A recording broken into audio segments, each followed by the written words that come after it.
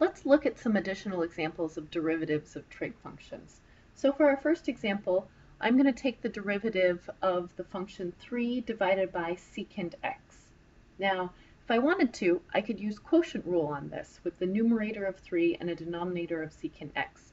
However, before I do that, I think it's almost always the case that it's easier if I can simplify the function before I take a derivative, go ahead and simplify the function. And in this case, recall that secant x is actually 1 over cosine. So if I wanted to rewrite this, this is the same thing as 3 divided by 1 divided by cosine of x.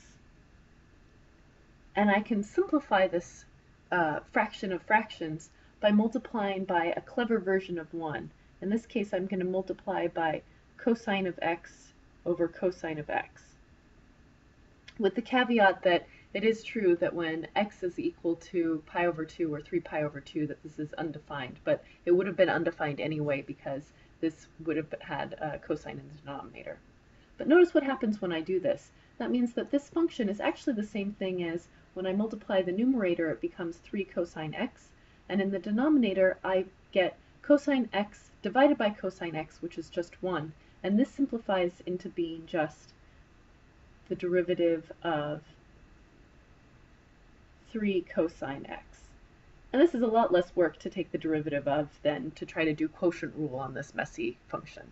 So for this, we just need to recall that the 3 is a coefficient, so that's just going to go along for the ride, and my derivative of cosine is negative sine.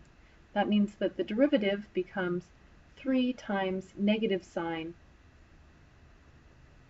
x. And we're done.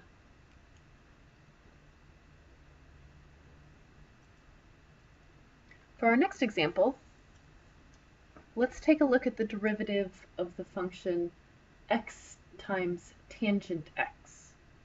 Notice because this is multiplication, this x is being multiplied by this function tangent of x, but there isn't a multiplication going on here. That's a common problem that sometimes people think that when I'm looking at the tangent of some variable x, there's multiplication here. There isn't, but there is multiplication here.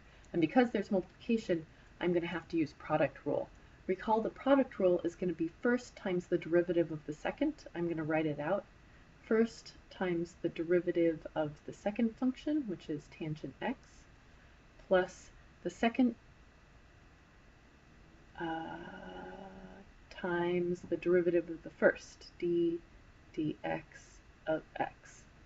So let's take this step by step when we take the derivative. So our first function is x, and the derivative of tangent, if I wanted to, I could refine this, but it's faster to memorize. There are a few things that I'm going to have you memorize, and this is a good thing to memorize. The derivative of tangent is secant squared.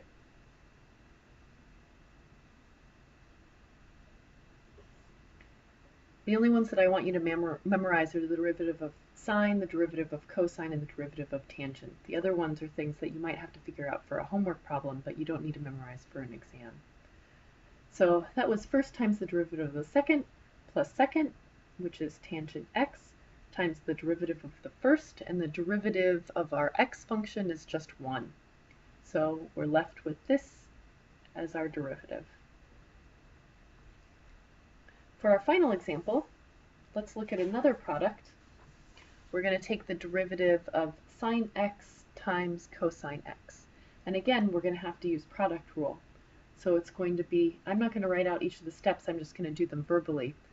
First times the derivative of the second is going to be, the first function is sine x in this product, and then the derivative of cosine, recall, is negative sine x, and then I'm going to add the second function times the derivative of the first, and the second function in this case is cosine x, and the derivative of sine is cosine. So notice we get a lot of repetition when looking at this derivative. Let's go through it step by step one more time. This is the first times the derivative of cosine, which is negative sine, plus the second term in this, or the second in this function, is cosine times the derivative of sine, which is cosine. So I get sine x times negative sine x, that's negative sine squared of x, plus cosine x times cosine x is cosine squared x. This is very close to sine x plus cosine x, which is 1, but notice because of this negative sign, it's a little off and it's not exactly this. There's no way I can simplify this, but this is a nice looking equation based on the derivative of sine times cosine.